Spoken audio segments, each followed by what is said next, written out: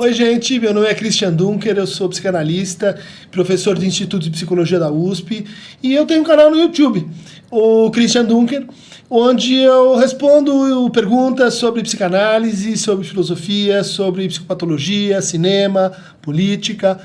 Então, convido vocês a se inscrever no meu canal e a assistir o conteúdo dele aqui no 247, o querido 247, que está nesse projeto tão importante de compartilhamento de saber e de abertura de mundos. Obrigado.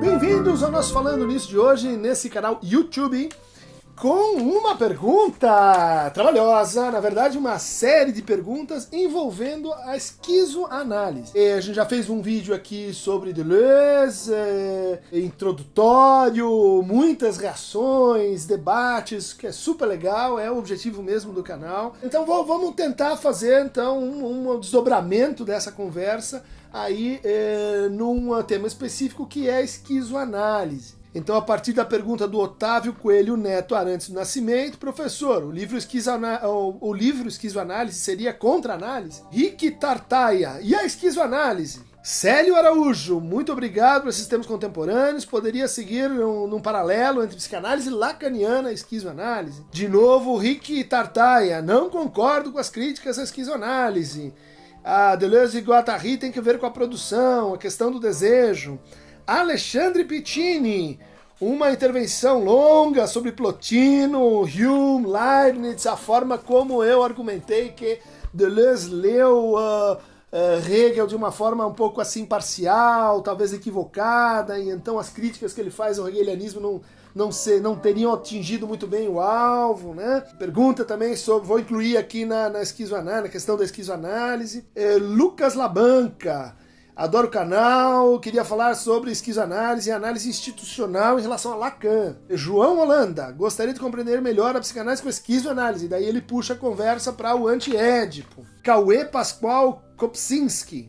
Interessante, penso que os animais genericamente teriam sim consciência, mas não consciência desse fato, consciência da consciência. Me parece algo que a esquizoanálise de Deleuze e Guattari nos estudos sobre a psicose pode dar a luz a essa questão. Então são muitas perguntas e vamos tentar contemplar isso num segmento de conversa. Não imagino que a coisa vai se esgotar por aqui, né? Eu começaria então lembrando que o Anti-Édipo foi escrito em 72, 73, publicado, né, por Deleuze e Guattari.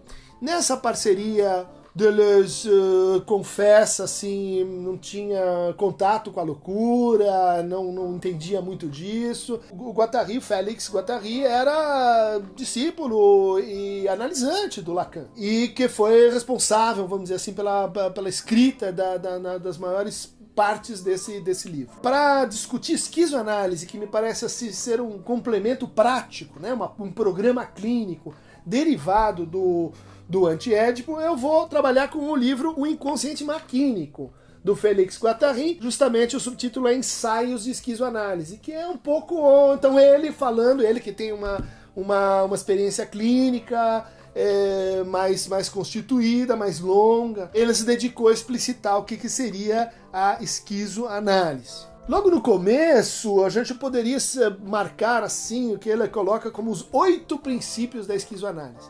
E que eu estou compreendendo, já nessa introdução tá vindo essa ideia, né, que a esquizoanálise ela é uma derivação da psicanálise, né? Ela, como tantas outras teorias, ela é uma forma de criticar, tentar fazer outra coisa, mas nascida e criada dentro da psicanálise, mais especificamente dentro do lacanismo, né? É uma reação à psicanálise e especificamente a certas teses do Lacan, aí nos anos 70, nos anos 60.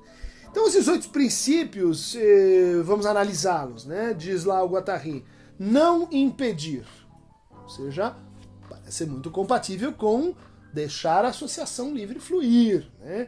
Não impedir no sentido de alterar um processo, de assim, querer demiurgicamente conduzir as coisas para um lado para o outro. Parece uma noção compatível com a psicanálise. Quando acontecer alguma coisa, isso prova que aquela coisa acontece. Bom, parece uma coisa chamada o real. O real acontece despite das previsões, imprevisões e automatismos. Não se excita melhor o inconsciente no divã.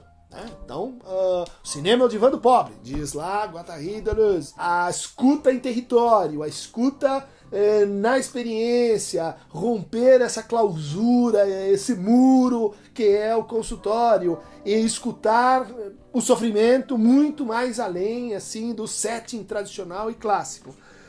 Sim, parece que está valendo, é uma ideia muito interessante. O inconsciente compromete quem se aproxima, quer dizer, tem inconsciente nessa história, né? E ele compromete, ele suga, né? E ele produz relações de o quê? De identificação, ele produz relações de projeção, ele produz relações de transferência, ele produz relações de discurso, ele produz relações de linguagem, ele produz relações de desejo, ele produz, vai acrescentar, então, Guattari, relações de força, de poder. Legal. Mas estamos na área. As coisas importantes não acontecem quando nós esperamos. Um princípio em tudo compatível com a ideia de real em Lacan, né? Com a ideia de ruptura, de corte, de que a gente tem expectativas que tendem a se autoconfirmar e de que, no fundo, a neurose, a psicose, a perversão são sistemas de clausura do sujeito num mesmo universo autoconfirmativo. Então, essa ideia de que existe um descompasso, um desencontro, tanto no nível da psique, né, quanto no nível do automaton, ela é fundamental e está aqui na esquizoanálise e é compatível com a psicanálise. Sexto princípio: há diferenças entre transferência significante e transferência asignificante.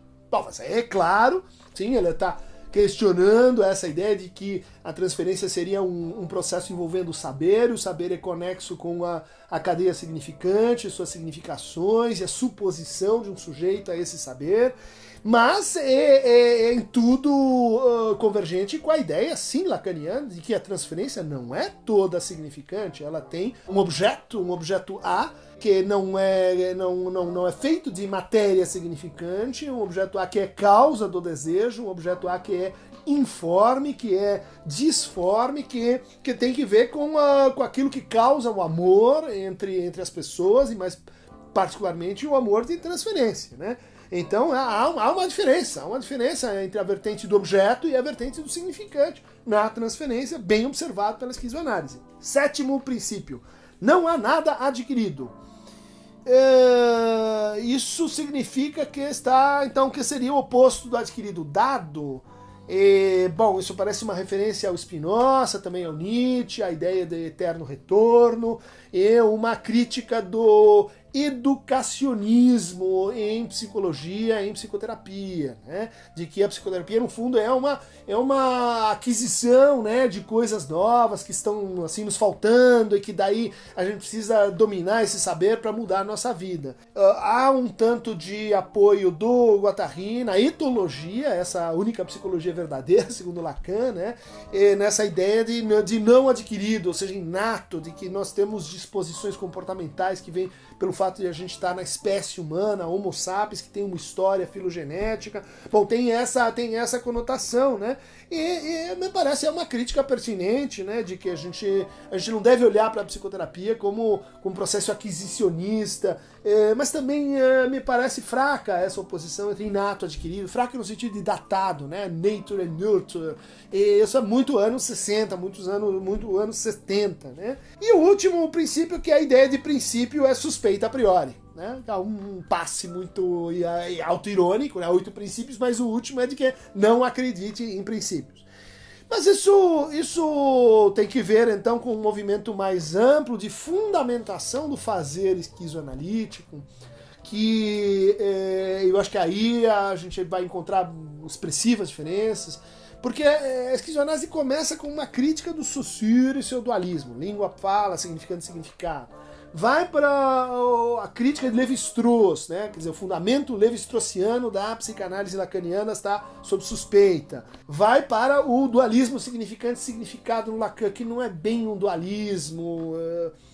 A teoria do... O que é o significado para o Lacan? Me diga onde está a definição de significado do Lacan. É quase que um crítico que dissolve essa noção. Essa não é uma noção forte no Lacan. Talvez significação, sim. Talvez tenha noções conexas. Mas, bom, a crítica é feita a partir desse dualismo. E também é o dualismo Foucaultiano entre arqueologia e genealogia, né? A esquizoanálise ela vai trazer uma coisa muito interessante, que vale a pena levar em frente, que é assim, e as relações de poder entre analista e analisante? E as relações genealógicas de poder entre quem tem o saber suposto e quem não tem, né? Isso vem lá do Nietzsche, muito interessante. Bom, a esquizoanálise tenta enjantar na prática. Mas ela muda também o fundamento linguístico, né? Não mais Saussure, mas então quem, né? Peirce e Chomsky, né? O Chomsky, seu dualismo entre performance, né? E as disposições inatas cerebrais para a linguagem, né? Que é uma teoria muito promissora. Syntactic Structures era um livro fabuloso, mas que não chegou, né? Não se confirmou ainda. Cadê os dados empíricos, né? Para fundamentar isso? Não tá. Mas é uma ruptura metafísica que está em jogo aqui, né? Uma inversão do platonismo e, portanto, uma crítica àquilo que seria uma clínica da representação, paralela a uma crítica da filosofia da representação, uma filosofia moderna, né? Descartes, Kant e Hegel. Substituindo então a ontologia da representação por uma ontologia do sentido, criticando a ideia de ser e voltando assim para o sensível. No fundo, esse é um programa não divergente do que a gente vai encontrar no Adorno, por exemplo, ou talvez no Lacan mesmo, né? Recuperação de ideias como contingência, indeterminação. Nosso trabalho aí sobre o conceito de determinação produtiva mostra que Deleuze e Guattari têm razão. Isso são noções axiais, né? Diversidade, singularidade, contingência e indeterminação. Bom, todas elas são noções muito importantes para a clínica, né? Mas há um problema, assim, onde aí a gente vai se separar, que é quando Guattari propõe, assim, recusar universais, e o Édipo seria, assim, essa universal fundamental, e colocar no lugar disso fluxos, né? Colocar no lugar disso multiplicidades, colocar no lugar disso, assim, a operação com diferentes registros semióticos, na clínica, né? Com o corpo, com a música, com a invenção, com a criação, com o fazer. Isso é muito legal, mas a fundamentação disso tem que ver assim com essa ideia de fluxos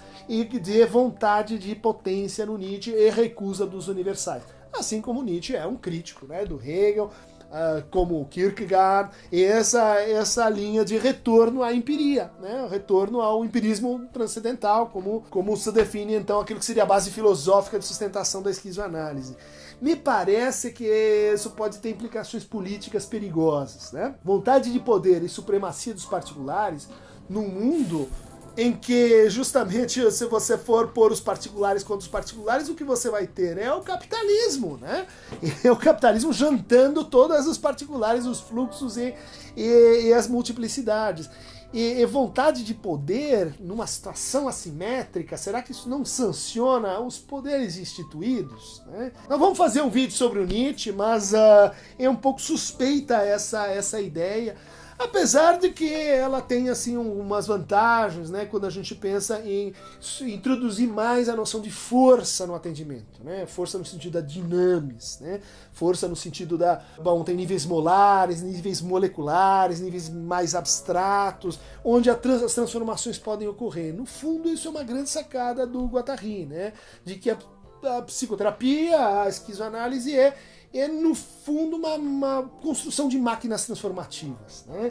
Máquinas rizomáticas, máquinas que não tenham essa estrutura vertical, hierárquica, e nem que hiperterritorializam as pessoas, né?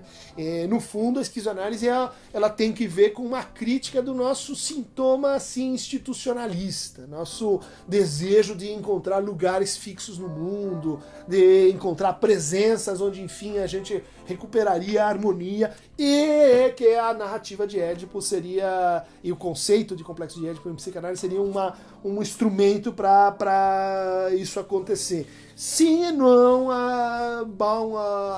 acho que essa ideia da desterritorialização e da reterritorialização interespecífica, né? Eles usam aí os exemplos da natureza, me parece muito legal e é uma proposta que tem no Brasil, assim, muitas pessoas trabalhando com isso, na saúde mental, justamente porque essa parte assim da crítica das instituições e das subjetividades institucionalizadas, né?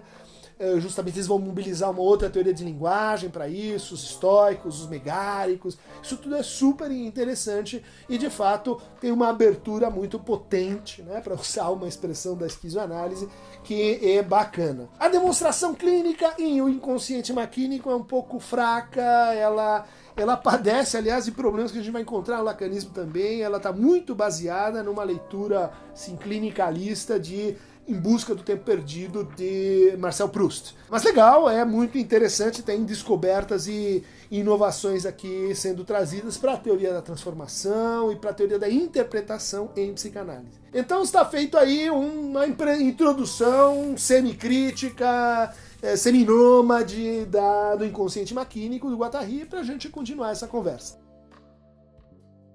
Para receber mais fragmentos e fluxos, esquizo, né? Não confundir com esquizofrenia. O esquizo é o princípio da divisão e da não unidade, o princípio do diverso sensível. Para receber mais fragmentos, então, do diverso sensível, clique aqui no Aqueronta Movebo.